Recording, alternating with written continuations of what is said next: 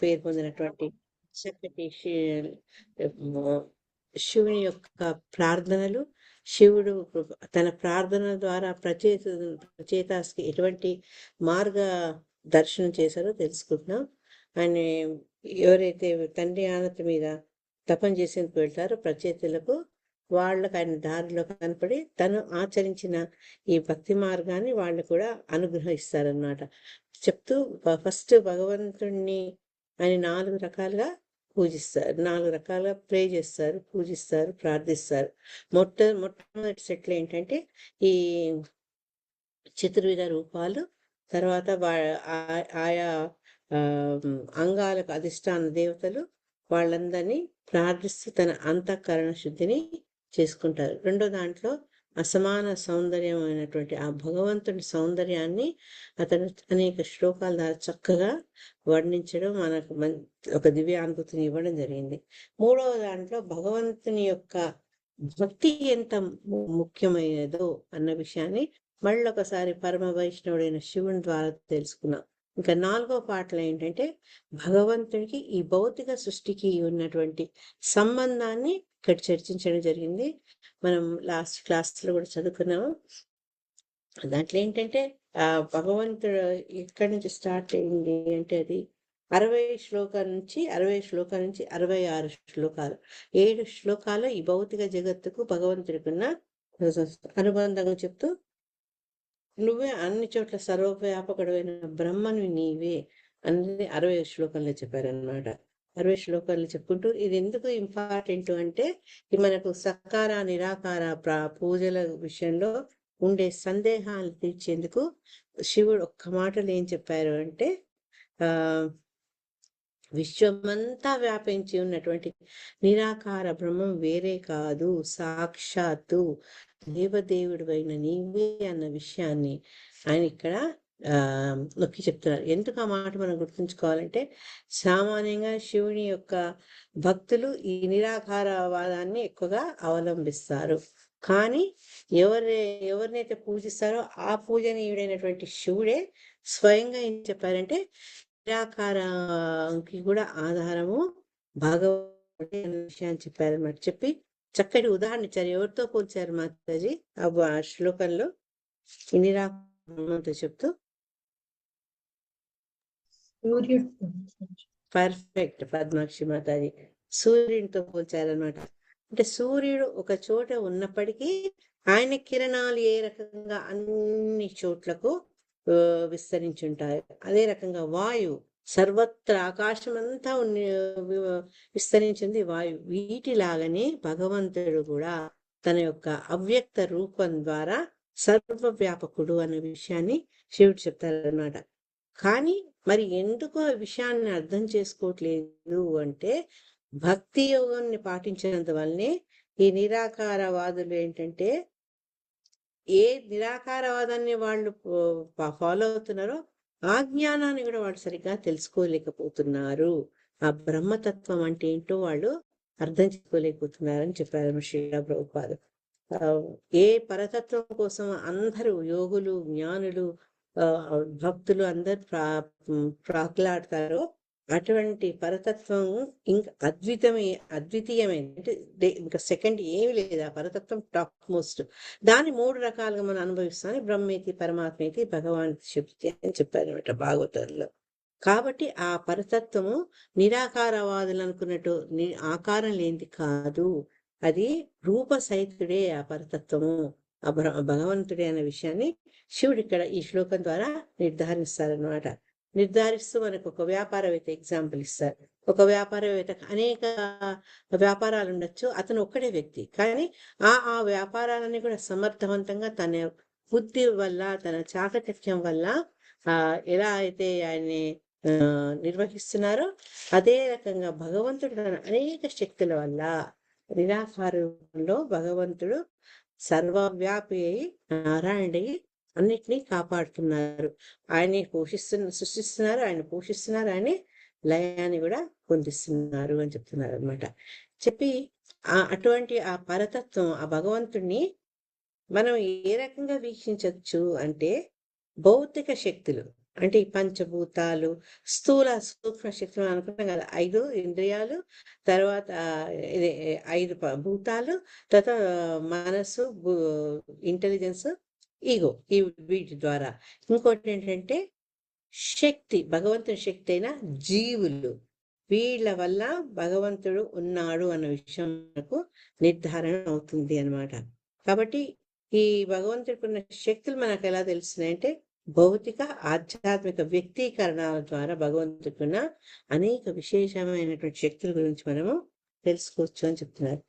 So 21 శ్లోకంలో మనం ఏం చెప్తున్నాము అంటే అదే ఈ శక్తుల గురించి భగవంతుని యొక్క శక్తులు చెప్పుకుంటూ ఈ శక్తులన్నీ ఏంటంటే ఆ భగవంతుడు ఈ మనం కనిపించుంటే ఈ దృశ్య జగత్తుని ఆయన ఈ శక్తుల ద్వారా వాటిని ఆయన నిర్వహిస్తున్నారు. అది తెలుసుకున్నవాడు ఏంటి అంటే ఏ భగవంతుడి ద్వారా తనకు శక్తిని ఇవ్వబడిందో అటువంటి తన శక్తులన్నింటినీ కూడా భగవంతుని యొక్క సేవకే అతను ఆఫర్ చేస్తాడు అని చెప్తున్నారు అనమాట. 61 శ్లోకంలో మాయ, జీవి, భగవంతుడు ఈ మూడింటి మధ్య సంబంధాలు మాట్లాడారనమాట. ఆ విషయం మనం ఏ జగత్తునైతే చూస్తున్నామో అది సృష్టించిన భగవంతుడు, పోషించిన భగవంతుడు అలా సమయం వస్తే దాన్ని లయం చేస్తాడు. ఆ విషయాన్ని తెలుసుకోవాలి. నిత్యబుద్ధుల గురించి ఈ శ్లోకాల్లో మాట్లాడారు. ఎవరైతే భౌతిక జగత్తుతోటి సంబంధం కల్పించుకుంటారో భగవంతుడి నుంచి ఇది వేరనుకుంటారో వాళ్ళు నిత్యబద్ధులు. వాళ్ళు ఎప్పుడు కష్టాలు, కలతలు, డిస్టర్బెన్స్కి లోన్ అవుతారు అని చెప్పేసి అటువంటి వాళ్ళు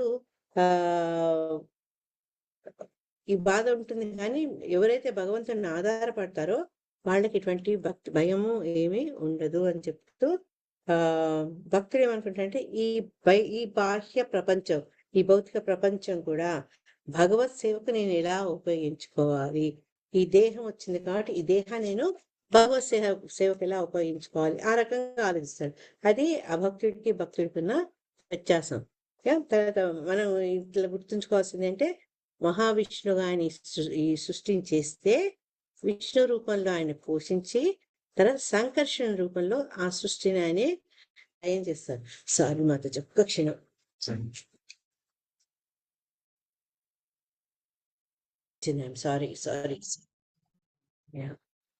మెయింటెనెన్స్ వర్క్ అవుతుంది. సో ఈ రకంగా ఏ రకంగా జీవి వచ్చినప్పటికీ ఈ 4 రకాలైన వాళ్ళు ఒక్కసారి గుర్తు చేసుకుందాం. ఒకటి ఏంటంటే ఎంబ్రియో ద్వారా, పిండం ద్వారా. ఇంకొకటి ఏంటంటే అండం ద్వారా. మూడవది ఏంటంటే స్వేదం ద్వారా. నాలుగవది బీజం ద్వారా. ఈ 4 రకాలుగా వచ్చినప్పటికీ కూడా ఎలా వచ్చినప్పటికీ కూడా వేటికి తగినట్టు అవి ఈ ఇంద్రియ భోగాన్ని అనుభవించడంలోనే మగ్నమై ఉన్నాయి అని చెప్తున్నారు. చెప్తూ శిలా ప్రభుపాదుల వారు ఏమనంటే సామాన్యంగా ఉండే అంటే మిస్కాన్సెప్షన్ ఏంటి అంటే కేవలం మనుషులకే ఆత్మ ఉంది, మిగతా వాటికి దేనికి ఆత్మ లేదు అని అంటున్నారు అనమాట. కానీ ఈ పర్పోర్ట్ ద్వారా, ఈ వివరణ ద్వారా మనకేం తెలుస్తుందంటే ఏ రకంగా వచ్చిన జీవికైనప్పటికీ కూడా ఆత్మ అనేది అక్కడ ఉన్నది అన్న విషయాన్ని స్పష్టంగా చెప్తున్నారు అనమాట. అంతేగాక ఏంటంటే ప్రతి జీవి భగవంతుని యొక్క ఈ సృష్టిలో ఏవైతే జడ పదార్థాలు కావో మిగతా జీవులన్నీ కూడా ఆత్మస్వరూపాలు అన్న విషయాన్ని మళ్ళా నొక్కి చెప్పారన్నమాట శిలా ప్రభుపాదుల వారు. తర్వాత 84 లక్షల ఈ ప్రాణకోటిలో ప్రతి దాంట్లో కూడా భగవంతుడు మళ్ళా ఆయన అక్కడ స్థితమై ఉన్నారు. ఏ రకంగా ఆయన ఉన్నారంటే అంశ రూపంలో జీవి హృదయంలో భగవంతుడు అండ్ పరమాత్మ రూపంలో ఆయన్ని నెలకొని ఉన్నాడు. కాబట్టి ఏంటంటే అది మనుషులే గాని, పశువులే గాని, కీటకాలే గాని ప్రతి దాంట్లో కూడా భగవంతుడు ఉన్నాడు. అయితే ఇటువంటి ఈ జీవులన్నిటి కూడా అసలు ఎందుకు ఈ జగత్తులోకి వచ్చాయి అంటే వాళ్ళ కోరికలు పూర్తి చేసుకునేందుకు, అంటే పరిపూర్ణమైనటువంటి ఆనందాన్ని పొందేందుకు, వాళ్ళ కోరికల్ని పూర్తి చేసుకునేందుకు, ఎక్కడో మిగిలిపోయిన కోరికల్ని పూర్తి చేసుకునేందుకు వాళ్ళకి భగవంతుడు ఈ అవకాశాన్ని ఇచ్చాడనమాట.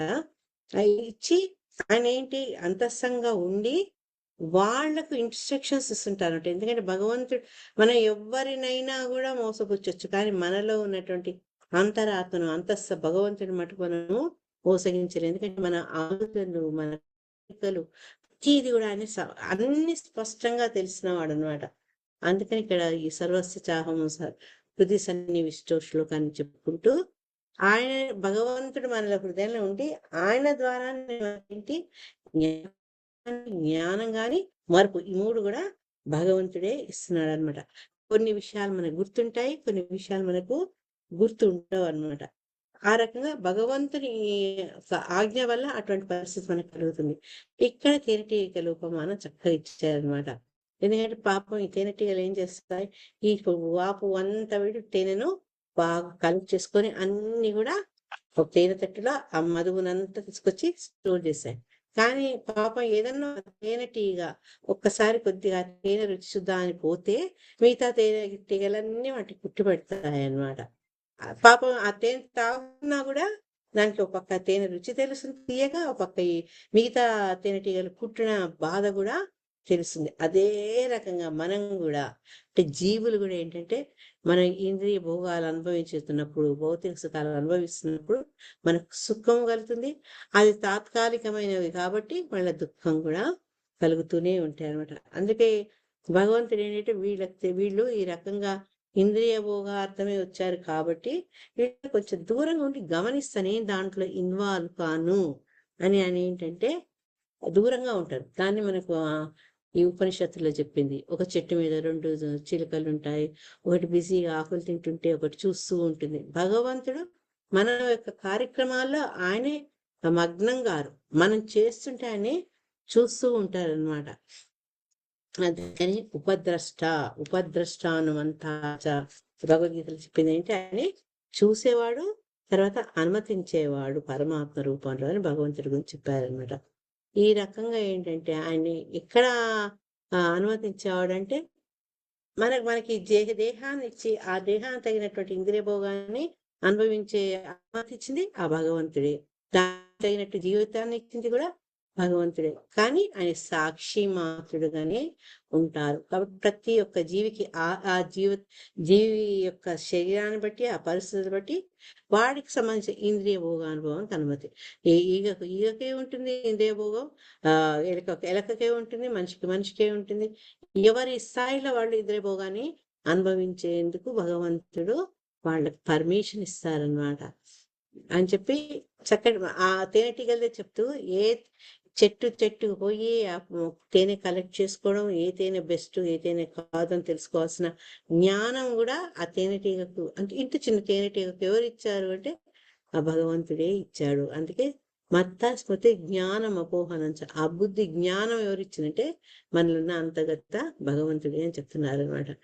దీని కారణంగా ఏంటంటే మన కర్మలు బట్టి మనం కొన్నిసార్లు ఆనందిస్తాం, కొన్నిసార్లు దుఃఖిస్తాం అన్నట్టు. ఇవన్నీ ఏంటంటే ఈ తేనె పట్టులో అనుభవించాలనుకున్న వాడికి ఏ రకమైనటువంటి కష్టాలు ఎదురవుతాయో మనకు కూడా అదే రకంగా మానవ సమాజం అంతా ఈ మనుషుల సమాజాన్ని ఒక తేనె తట్టుతో పోలిస్తే మనం కూడా మన షేర్ ఆనందాన్ని పొందుతాం, అదే సమయంలో దుఃఖాన్ని కూడా పొందుతాం అన్నమాట అని చెప్పుకుంటూ శిలా ప్రభుపాద ఏం చెప్తున్నారంటే ఇంకా ఎగ్జాంపుల్ ఇంకా ఈ చిన్న చిన్న తేనె తట్టు నుంచి పోయి రాజ్యాలు ఏవైతే రిచ్ రాజ్యాలు ఉంటాయో మిగతా వాళ్ళని అణచడము, తర్వాత ఇంకా పెద్ద సామ్రాజ్యం అమెరికా లాంటి వాళ్ళు శక్తిని వాళ్ళ పవర్ని పటిష్టం చేసుకుని వేరే వాళ్ళను ఏ రకంగా యుద్ధాలు ప్రకటించడం, వాళ్ళని అణచిపెట్టే ప్రయత్నించడం, ఇవన్నీ కూడా ఆ తేనె పట్టు ఈ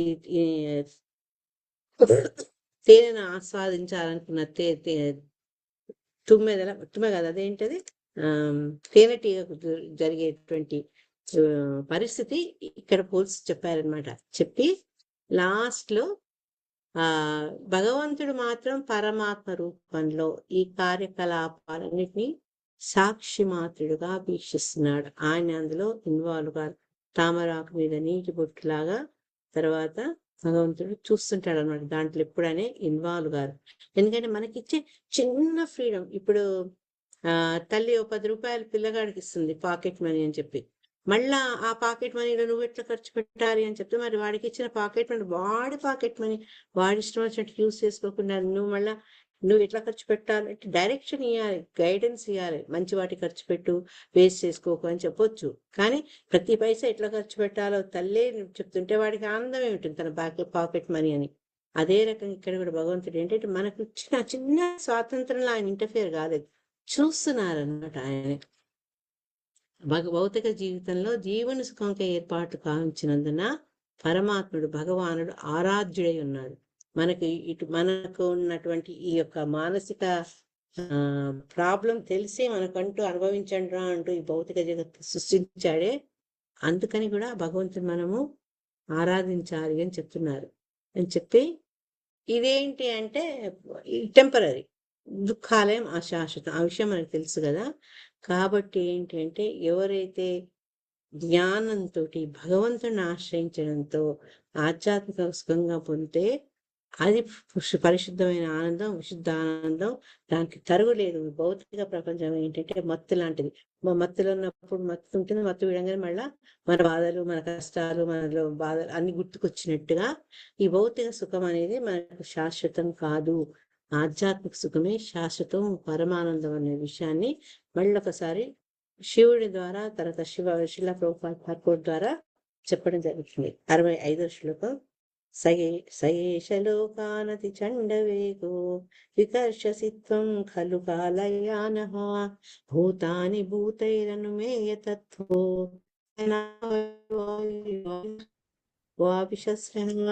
వావిషహ్యః కనావలీర్వాయురివ యాక్చువల్లీ కనావలీర్వాయురివ విషస్యః విషహ్యః. సారీ, చదవండి అమ్మా. సయేషలోకానతి చండవేగో విరక్షసిత్వం ఖలు కాలయానః భూతాని భూతైరనుమేయ తత్వో ఘనావలిర్వాయురివా విషహ్యాః.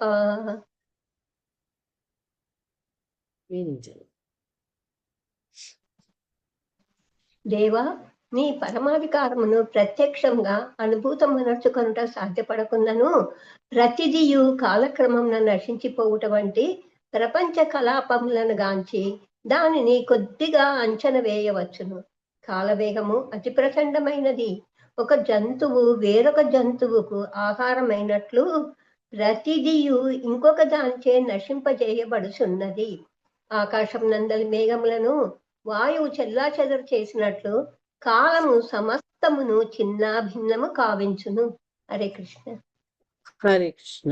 ఫస్ట్ మహావిష్ణువు గురించి చెప్పారు, తర్వాత పరమాత్మ గురించి చెప్తే ఇప్పుడు ఏం చెప్తున్నారంటే కాలం అనే కాలం యొక్క ప్రభావం గురించి మాట్లాడుతున్నారు. ఎందుకంటే కాలం ఇంక వేరే ఏం కాదు, భగవంతుడే. కాబట్టి ఆ కాలం గురించి, కాలం యొక్క గొప్పతనాన్ని గురించి, దాని యొక్క శక్తి గురించి ఈ శ్లోకంలో చెప్తున్నారు అనమాట. ఈ అర్థం చూసుకుంటే ఏంటంటే భగవంతుడు పరమాధికారి. ఎందుకంటే ప్రతిదీ ఆయన యొక్క పర్యవేక్షణలో సృజించబడింది, జరుగుతుంది, లయింపబడుతుంది. కానీ మనకేంటంటే ఇవన్నీ కొన్ని ప్రత్యక్షంగా మనం వాటిని అర్థం చేసుకోలేము, అన్వయించుకోలేము. కొన్ని మన వల్ల అవి సాధ్యం కాదు. కానీ సృజించబడము, పోషించబడము మనకు తెలియకున్నా నశించబడడం అనేది ఏంటంటే మనము కొంచెం మన చుట్టూ జరుగుతున్న విషయాలు బట్టి అంచనా వేసుకోవచ్చు అని చెప్తున్నారనమాట. ఈ కాలం అనేది ఏంటంటే భగవంతుని స్వరూపం చాలా ప్రచండమైంది అని చెప్తున్నారు. అదేంటంటే ఈ కాల మహిమ వల్ల ఏ రకంగా నశింప చేయబడుతుంది అనే విషయాన్ని ఇక్కడ పరపోట్లో శిలా ప్రభుపాద వారు చెప్తూ దాన్ని దేంతో పోల్చారంటే ఆకాశంలో మేఘాలు ఉంటాయి. ఆ మేఘాలు ఒకసారి బలమైన వాయువు వస్తే చెల్లా చెదరైతే మనది మబ్బు పట్టింది, వాన పడుతుందేమో అనుకుంటాం.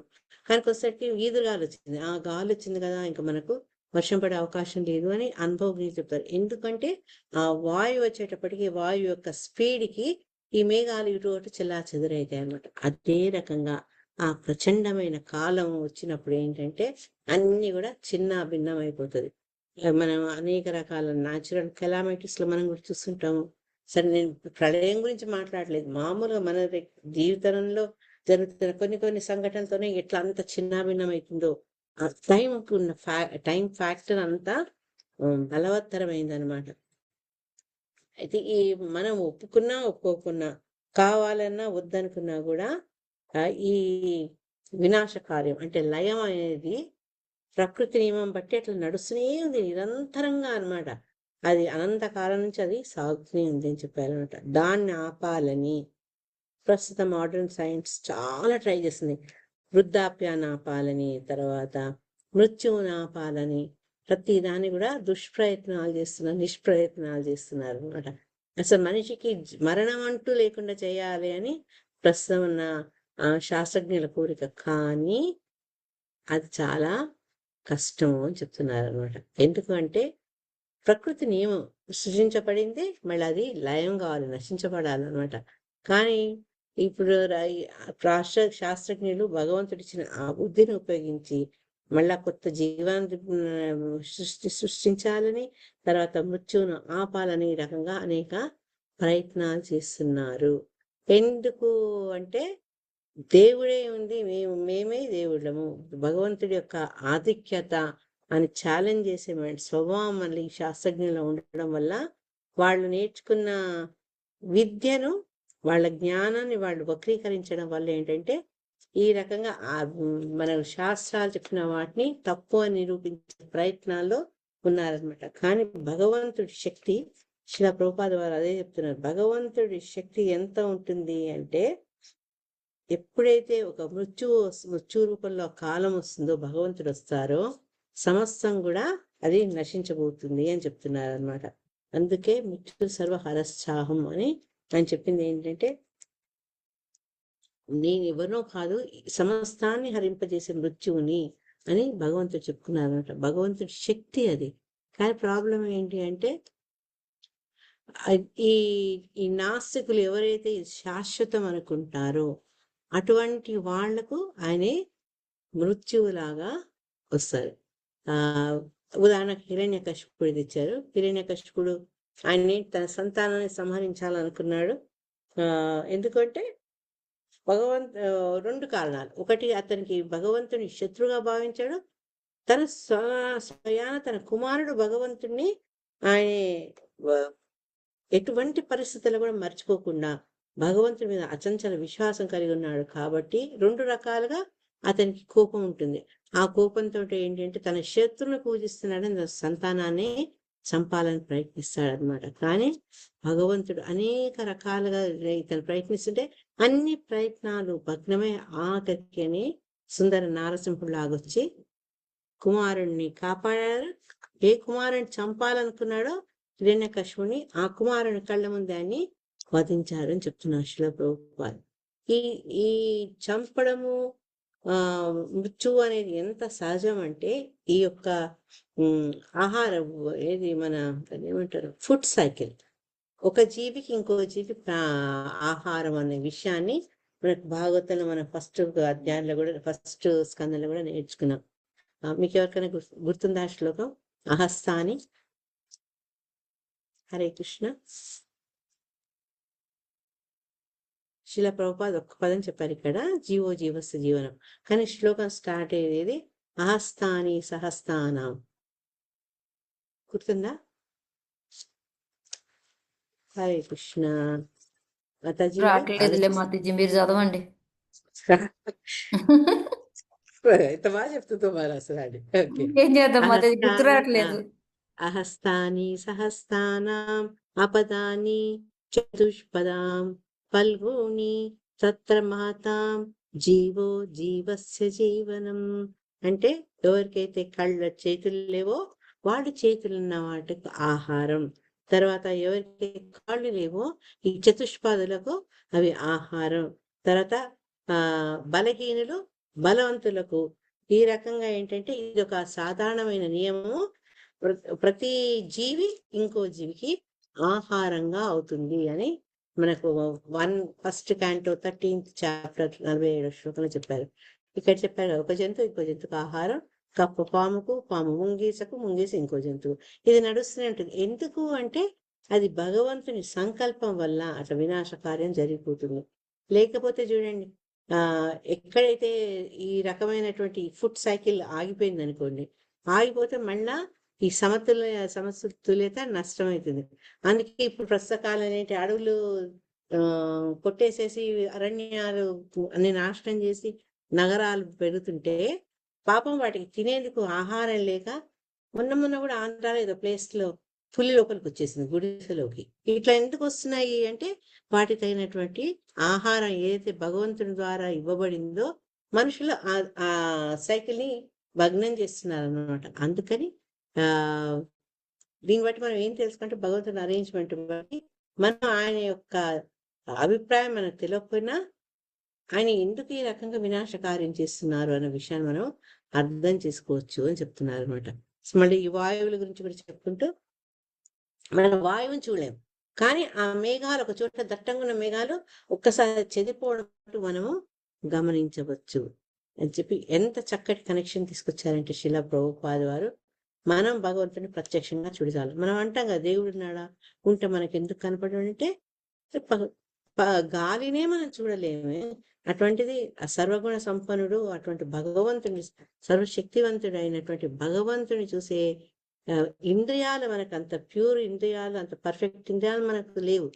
కానీ ఏంటంటే ఎప్పుడైతే ఈ వినాశ కార్యం అంతా భగవంతుని యొక్క ఆజ్ఞల ద్వారానే జరుగుతుంది, ఆయన నియంత్రణలోకే జరుగుతుంది అనే విషయము మనం తెలుసుకున్నప్పుడు ఈ ఎవరికైతే అనుమానాలు వస్తాయి కదా నాస్తికులు, వాళ్ళు ఏంటంటే భగవంతుని ఆజ్ఞ బట్టే ఇవి జరుగుతున్న విషయం వాళ్ళు తెలుసుకోరు, కానీ భక్తులు తెలుసుకుంటారు ఈ వినాశ కార్యం కూడా భగవంతుని యొక్క ఆధ్వర్యంలో జరుగుతున్నది. అందుకని ఒక్కొక్కసారి కొన్ని జంతువులు అంటే మనం వాళ్ళకి తెలుసుంటుంది, కొన్ని వందల జీవులు పోయి సముద్ర జలాలు నది జలాలు పడి ఆత్మహత్య చేసుకోవడము, తర్వాత ఉన్నటువంటి అప్పుడు ఆ కాలంలో ఉన్నటువంటి డైనోసారస్ రీనాసరస్ అవన్నీ లుప్తమైపోవడం, ఇవన్నీ ఏంటంటే ఈ వినాశ కార్యం భగవంతుడి నియంత్రణలో ఎప్పటికప్పుడు జరుగుతూనే ఉంది. అందుకే ఆ రోజుల్లో అప్పుడు వాతావరణంలో ఈ ఆ పెద్ద జీవులకు తగినట్టుగా ఉండేది వాతావరణం, వృక్షాలు పెద్దగా ఉండడం అవన్నీ, వాళ్ళ జీవనం బాగుండేది. కానీ ఇప్పుడు ప్రస్తుత జీవనం వాటికి సరైనది కాదు కాబట్టి భగవంతుడే అవి వినాశమయ్యేటట్టు అరేంజ్మెంట్ చేస్తారన్నమాట. ఒకసారి ఈ ప్రకృతి వైపరీత్యాల వల్ల కూడా ఎందుకు అన్ని కొట్టుకుపోతాయంటే అది భగవంతుని యొక్క నియంత్రణ, భగవంతుని యొక్క సంకల్పం అన్న విషయం.